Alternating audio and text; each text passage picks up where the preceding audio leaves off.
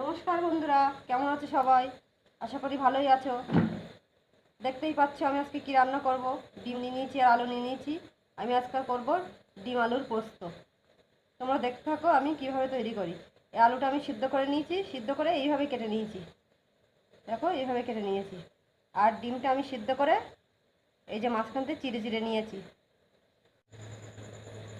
আমি দেখো কড়াইতে সর্ষের তেল দিয়ে দিয়েছি।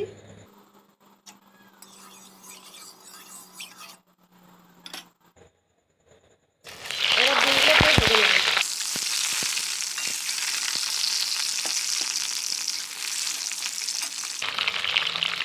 আমি সামান্য একটু লবণ দিয়ে দিচ্ছি। ডিমটা ভাজা হয়ে গেছে, আমি তুলে নিচ্ছি।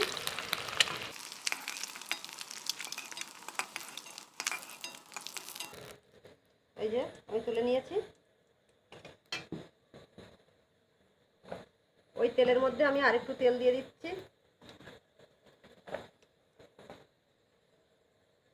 দিয়ে দিচ্ছি দুটো পেঁয়াজ কুচি।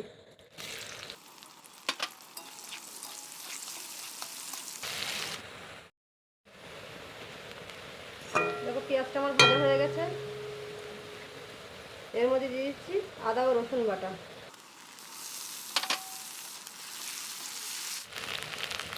এবার দিয়ে দিচ্ছি কাঁচা লঙ্কা বাটা।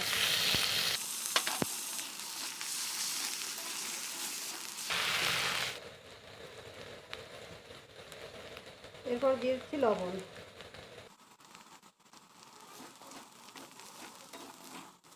বাদাম, 5-6টা কাজু বাদাম আর পোস্ত বাটা।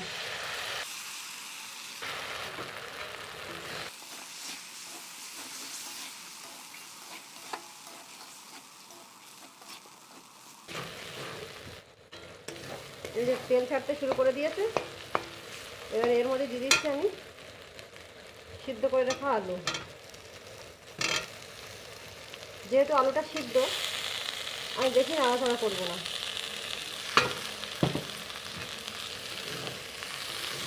মশলাটা একটু মিশিয়ে নেব।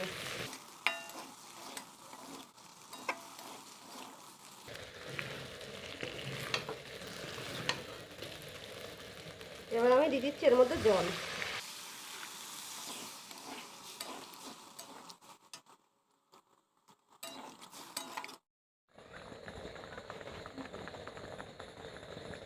দেখো ফুটতে শুরু করেছে। এবার আমি দিয়ে দিচ্ছি ভেজে রাখা ডিম।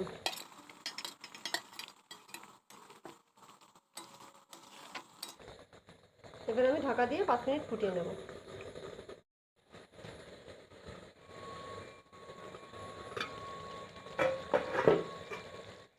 দেখো 5 মিনিট হয়ে গেছে। ঝোলটা কেমন ঘন হয়ে এসেছে। মাঝখানে আমি একবার আগলা করে নাড়াচাড়া করে দিয়েছিলাম। এটা আমার হয়ে গেছে, এবার নামিয়ে নেব।